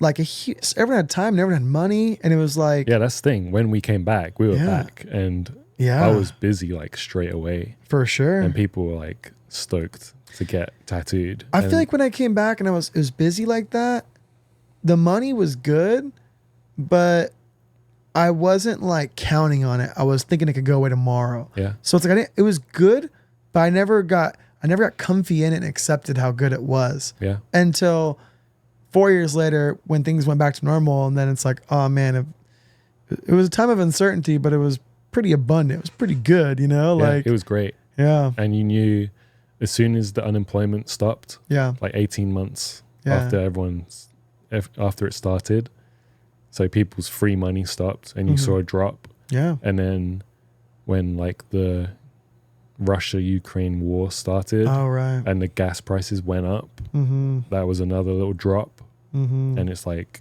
I don't know. Now we're in another little drop. And now we're here. Yeah. It's funny, man. Like, I don't know, people are getting tattooed right now. Yeah. Like, it's pretty good right now. Yeah. I think it's like, you know, before that whole 2020 thing, it was like the way it would typically go in a year would be like September would be, October would kind of suck because people that come to you on the weekends are doing Halloween stuff instead. November, Thanksgiving, they're flying to see family or whatever. And then December, Christmas. And so, October, November, December was just like punishing. The days are short. You're still there till 8 p.m. It's dark at 4. Yeah. And then January, things are looking up. March, okay, things are good. People have a little more time. They have a little more money. April, things are really good. May, oh my God, okay, you know. And it's like you have tax returns. You have summer upon us. June, like I'm rich. July, this is the best time of my life. August, all right. September, like, where's it going? You know, October, like, no. November, like, what's happening? Yeah. And it was always that same cycle. And I was never ready for it. It was always just as hard in the slow season. And then you have this pandemic thing happen. And although it's uncertain and you're not supposed to tattoo, and it's just like all encompassing, crazy time to be alive, the money was fucking rolling. Yeah. And it was like, I opened up my shop in that time. I had to build up my shop and I wasn't allowed to be open. And like, there was no shortage of people that wanted to get tattooed. I did the same thing. I was wearing the mask. I got the shot. I was being as careful as possible, but I was tattooing as much as I wanted to. And I feel like when it started to drop off, I would say maybe 2024 starts to slow down a bit. Yeah. By then I'm doing a lot of like larger scale day session type tattoos, and I don't really notice it yet because I have less clients, but the clients I do have are getting tattooed all day. So it's like, didn't really matter. And then I feel like once we get into last year, it was like, well, now I finished a lot of those tattoos. A lot of my clients would travel over, less people were traveling over. And then I started to really feel it like, oh man, 2025 is like for sure slower, you know? And now, right now, I don't know if we're back to having this cycle of busy and slow season and we just find ourselves coming towards summer, but I'm starting to get really busy again. So Yeah, same. I don't know, you know? Yeah, I think it's like back to that. Yeah. Yeah. Like last year was definitely really slow, Yeah. but I did my tax return and apparently not. Apparently it's the same as the year before. Right. Isn't It's that really weird? weird, yeah. Yeah. Yeah, same. Yeah. It'd be like you might have like a dead first week of the month. Second week of the month is like slammed like crazy. Third week's all right. And the fourth week is dead. And you're like, man, that month was dead. And it's like, no, you made a month's worth of money Yeah. in the second week of the month. That's it. Yeah. Yeah. It's so weird. Yeah, you're sitting around. Feels like you're sitting around a lot more, but really you're just like, yeah, I had it, I think last week or the week before. Just everyone wanted to get tattooed in the same week. Yeah. And I did 2 or 3 a day and crammed everyone in, made space for everyone. And then the week after I did 2 tattoos. Yeah. Yeah. But you made all that week's tattoos last week. Yeah. That's it. I found myself So it just balances out. Yeah. Yeah. I found myself recently, like I say, probably in the past year, where I found comfort in the discomfort of being a tattooer. I think finally I'm not really scared anymore. And I think it kind of happened from like doing my taxes the last few years, kind of like being aware of the bookkeeping and seeing like, well, no matter how slow it is, somehow the bills get paid, you know? Yeah. You just trust the past, you know? Yeah.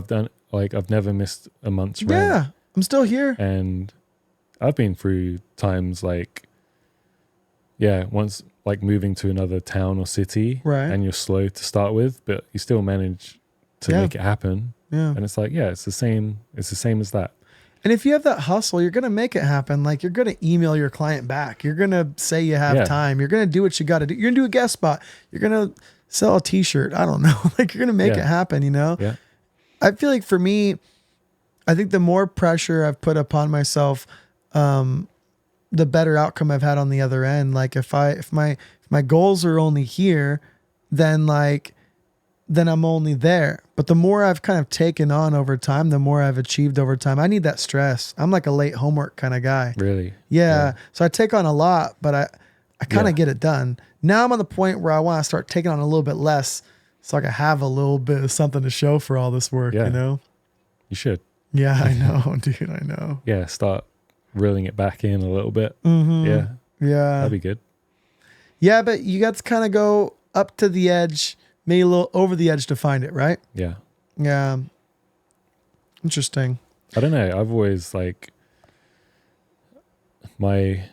while tattooing for almost like 20 years now, it's like I've always just tattooed and like kept everything pretty like low maintenance. So if I am quiet or slow at work, then it doesn't really affect anything. I've got like a little bit of savings. You can enjoy the slow time. Yeah. I can paint more, or like it's not a stressful time. That's good. And just always being like aware of that. That's rare in a tattooer. Yeah, I know, because all my friends have like shovel heads and trucks and all these hobbies. And I'm like, I would love all that stuff. But I'm like, no, just, you get through these slow times or stressful times because, you're pretty like settled and got those highs aren't worth the lows. Good foundation, Yeah. Yeah, there's like a solid foundation.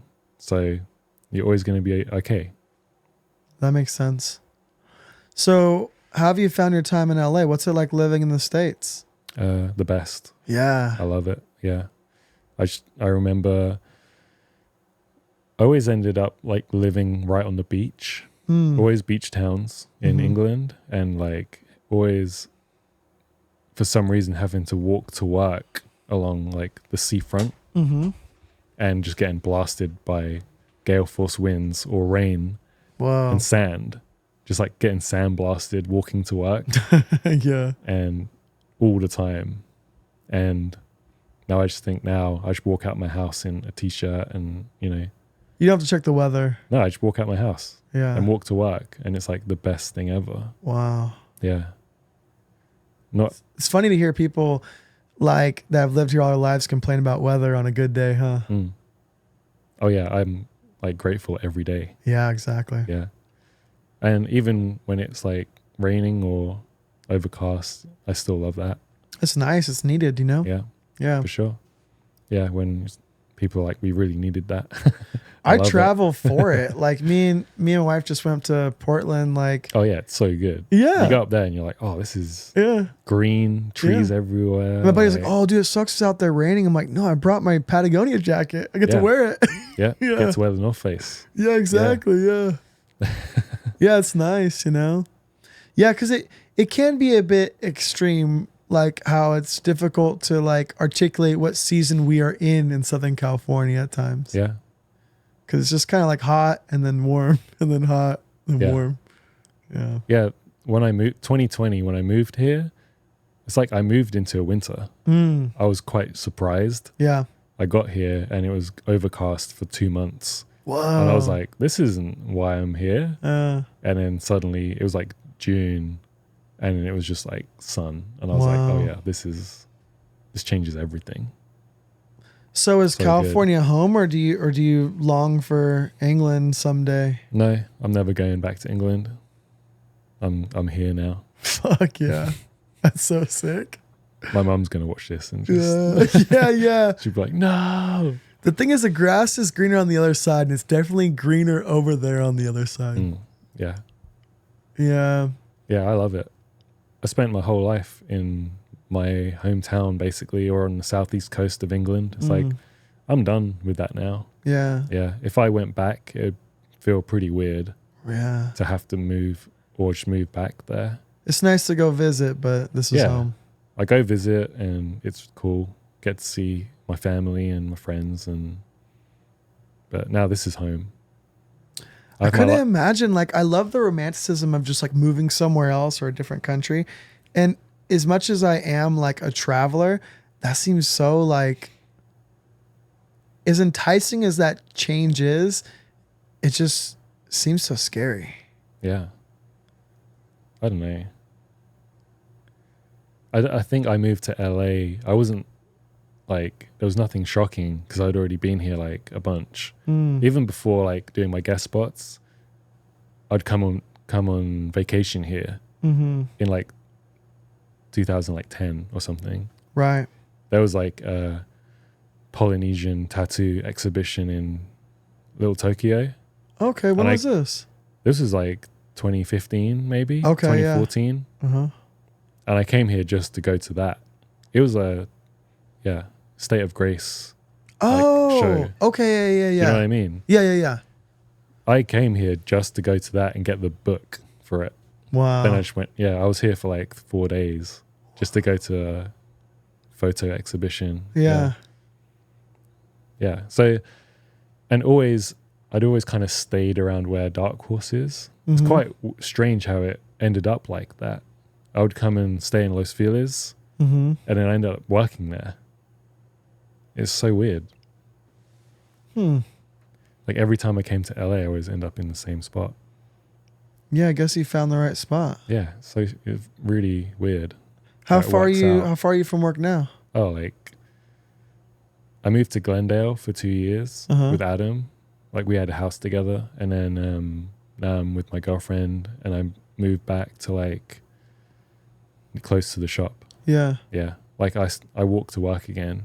Damn, Like that's the dream. 10-15 minute walk Yeah. up the hill, and I'm at the shop. Yeah, That's so needed with what we do too. Such a stationary job. Like, yeah, it's so like needed to get out and walk. And like, if you're not living in the situation you're in, you have to find time to walk. yeah, But you get to just walk. yeah. It's great.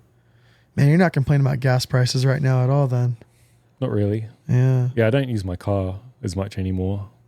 I like using it for running errands and Right. coming yeah. here. Mhm. It's great, but yeah, I just walk around town now. Man, It's something you cool. got to figure it out, dude. That's the dream. Yeah, it's pretty great. In the sunshine. Yeah, Damn. Can't beat it. The American dream. pretty much. Yeah. But then, how long am I going to stay in, Hollywood Mm-hmm. area or like LA? Yeah. Yeah, I don't know. I can see myself moving like somewhere like out here, or maybe not like out of state, Right. but somewhere maybe a little bit more relaxed and chill. Every once in a while, like a change is needed. Yeah. But then you'll just miss what you had before. Yeah. You know? Yeah. I remember when I was a kid here, like we would always long for Los Angeles. We'd have to go at like when I was a kid and I was going to shows, we had a really good venue, the next city over in Corona. So I'd never had to like really go to like Chain Reaction Anaheim or you know, the Galaxy in Santa Ana or, you know, LA to the Roxy or the Wiltern. Like I didn't really have to go to those places or the Glass House in Pomona because we had a good venue here in the Inland Empire. And bands would come. And bands would come, Oh, you know. yeah, it was fucking then. amazing. Yeah. But it was like, it did feel like all the culture, all the skate videos, all the cool shit was all there. Yeah. And I remember kind of wishing that we had some of that. And I feel like definitely at, like during and after the pandemic, there was like some new like hipster skyrise lofts built out here in downtown. That Main Street became like museums, and there started being parking meters on the street, and it kind of started to come out this way. Yeah. And I guess what I'm trying to say is that you want your city to change until it does. And then you're like, oh, I miss the way Riverside used to be. And it's like, no, you didn't. Like, you wanted this change, and now it changed and you're sad about it. So it's like, I don't know. Living here, I think, is something special. And it's funny because, you know, there's two perspectives. It's either like, oh, isn't that place like an hour away from everything? But then the perspective I always had is like, oh, it's like an hour from everything. You know, like I always thought that was like the best part of it. Yeah, like all I've talked about today is like coming here and be like, wow, I'm somewhere like, else. Yeah, I'm somewhere else, and it's different. Yeah, and I like it. You can spend an hour going nowhere out there. Yeah, spend an hour going somewhere else out here. Yeah, yeah. That happened in my hometown. Like when I was a kid, it was really nice, and then when I was a teenager, it changed and it got really sketchy. Yeah, and there was like gangs and it was no one wanted to live there anymore. Wow. My family stayed there the whole time. Yeah. And then the house prices were so low that people started seeing it. And then it's so close to London.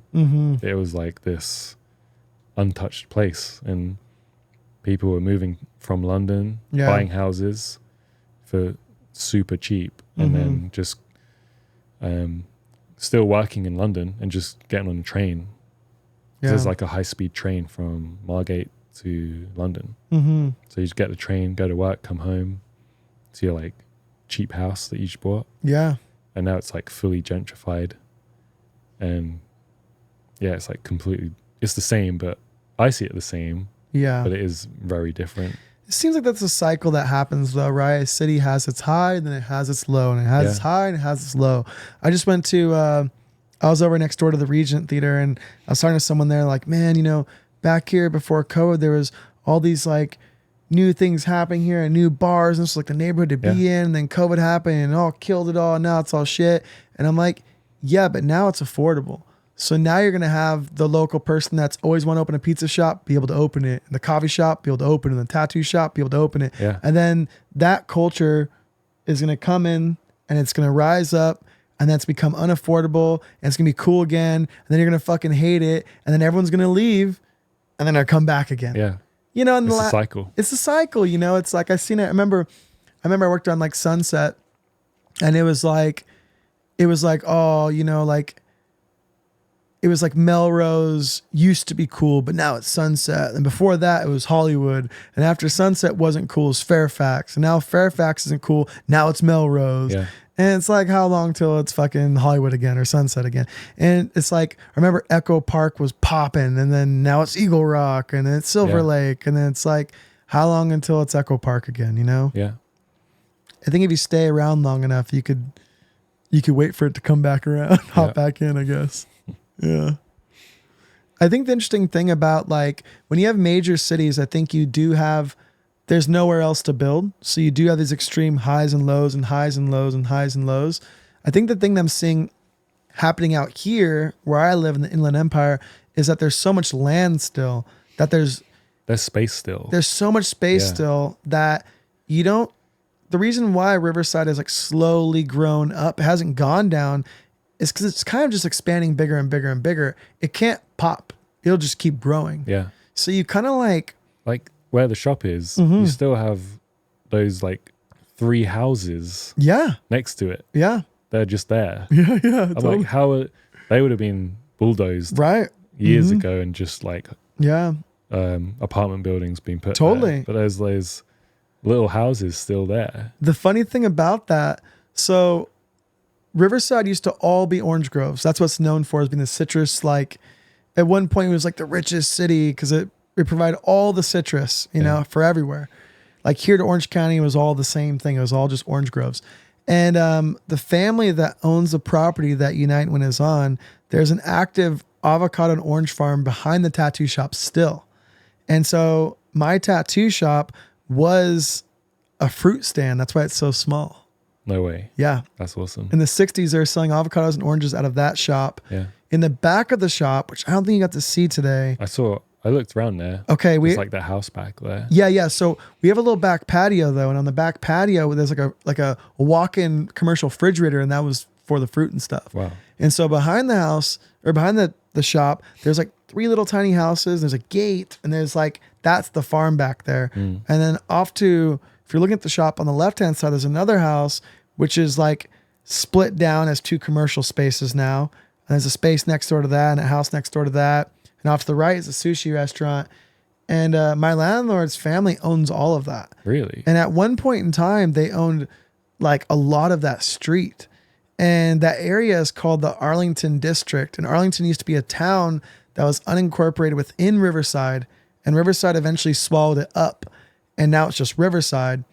But that was like its own independent, like little farmer town. And when you go behind the shop, the neighborhood, there's all these small houses with big lots. Like there'll be like a 1 to 3 bedroom small house on like an acre. Yeah. In the middle of the city. And you're like, what? And you would never know it. Like there was one house that we were looking at before we got this. And I'm like, man, that'd be such a cool little house. Like if you're balling, you could build a house behind it. You know, someone snatched it up in 2020 and they built a big ass house behind it, and they kept the original small house in front. Yeah. And then there's another house. It was like a little shack, like probably a 2 bedroom, 1 bath house. And it was on this big ass lot, hundreds of orange trees behind it, you know, just an old farm that was parceled out. And like last year, someone bought it, bulldozed it down in a day. There's like 200 new apartments right there. Oh my goodness. Like they fucking came up. Like that one piece of property turned into like 200 homes. It's nuts. But there's just still land out here to do stuff. Yeah.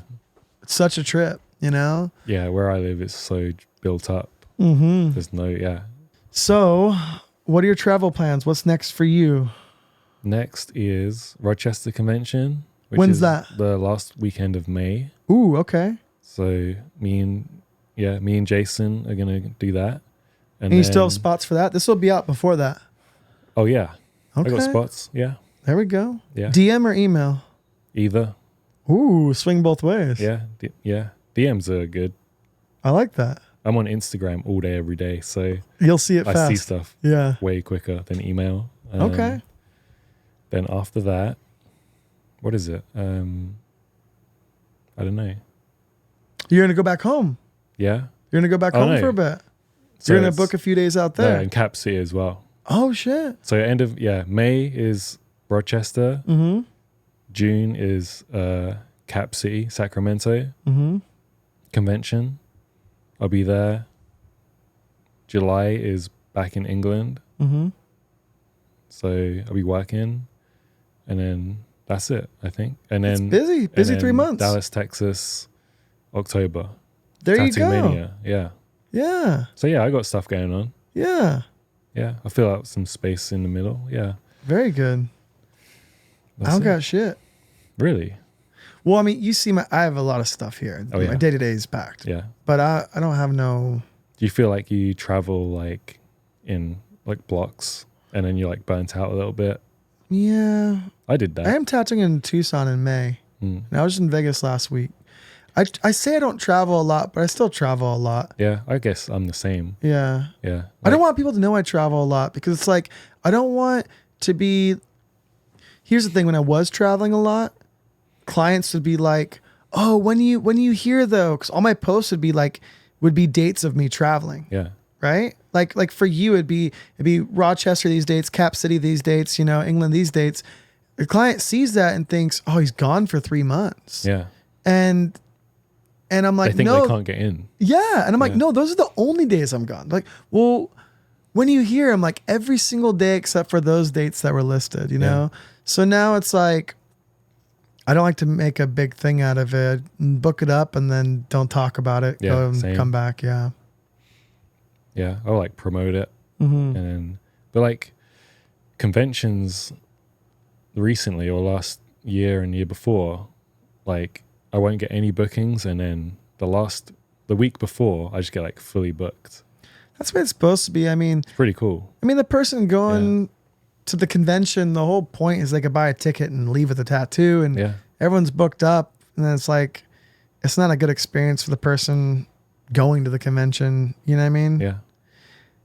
I think in the perfect convention world, I think it'd be like a rule where like you can't book appointments Friday and you can't book appointments Sunday or something. Yeah. I don't know. I don't know. If I was convention dictator, Yeah. I would make it to those who attend the convention can it be able to have a shot at getting tattooed by Yeah. the person they bought the ticket to go see. Yeah. Mine's always like pretty well balanced. Yeah. Like at least one appointment a day, and then just walk-ups just happen. That's the move. You just have And like it's- one thing a day. It kind of pays for your space. Yeah. You have room for spontaneity. You're not sitting around the booth bored. People can see you working and you have time after this. And maybe that's the happy medium. Yeah. If I'm bored, I'm doing nothing. Like I'm not even at the booth, Right. which is terrible because no one Yeah. can talk to you about getting tattooed. Yeah. But yeah. Yeah. But it also kind of sucks to attend a convention and not like walk around and experience the convention. Yeah. Like you're around so many people. It's kind of good to network and make friends and see what other people are doing, what you should be doing, Yeah. and get inspired and collect some business cards and stuff. Yeah. That's why I go. Yeah, Yeah. There's people I only see at conventions. So for sure. it's cool to like, yeah, hang out with everyone. I kind of hate that. It's like I'll see someone at a convention. They're not even that busy. And I'm like, you could just come guest spot and you'll be busier at my shop. Yeah. You don't have to pay for the money that you make could go back into a tattoo shop, Yeah. not that. Yeah. And you'll make money, and we'll Yeah. have fun. There'll only be one song playing at a time, Yeah. It'll be good lighting. And after work, we'll go to Yeah. the bar every night and Mhm. actually get to like hang out. Yeah, totally. Yeah. Yeah, I prefer the guest spot. I prefer the guest spot over the convention. Yeah. But the convention is good. The convention really kind of puts that pressure on to make the business cards and get your stickers and Yeah. you know, Make a like banner and everything. Yeah. because otherwise you don't have that presentable. push. Yeah. Yeah. Yeah. And show your face. It's important to like be there with everyone else. Yeah. Like be part of the scene, Yeah, it does make sense. I think, yeah, it's very important. Because if you missed a whole year of conventions, like I'm only doing 3, Yeah. but that's a year of not seeing or being around all of those like cool tattooers. Yeah, it's like your tattoo reunions, Yeah. Mm-hmm. And yeah, I think it's important to like keep showing up. Especially by like day 3, you're kind of like nodding to the same. Like for day 1, you're nodding. Day Yeah. 2, hey. Yeah. Day 3, you're giving them a hug. Yeah. Yeah. I love that. And all like the older tattooers now, they're still at like every convention. Yeah. Like John Dick still goes to like every convention. Wow. Do you know what I mean? Like, Yeah. Yeah, he's still like just pushing it. I think that's maybe how you become like that level of tattooer. You just keep showing up. Mm. Yeah. You're just always there. Yeah, it's better to be in the mix than. Because if you're not in the mix, then you're not going to get like forgotten about. But it's Maybe. it's better when you're in person. That makes sense. Also, too, like it's one thing for someone to follow you online, but you're not really real until they see you. Yeah. I mean, that's what gave me the different perspective on Nico, right? Like, Yeah, for realism, sure. yeah, he's whatever. And then Yeah. meeting him, seeing the work, I'm like, oh, okay. I didn't understand this thing till right now. Yeah. Yeah. And like, I get to like, yeah, you meet new people, Mm-hmm. and at a convention, I mainly just tattooers. Yeah. Everyone's got like a weird gap, Mm-hmm. space that needs filling with some tribal. So I always end up, tattooing tattooers that are like, they always say, I've been trying to get something for a while. And yeah, Yeah, I love that. it's just really cool. And you spend that little time with them and get to Mm-hmm. know them. And some of those people have become like really good friends, Yeah. which they wouldn't have before, you know?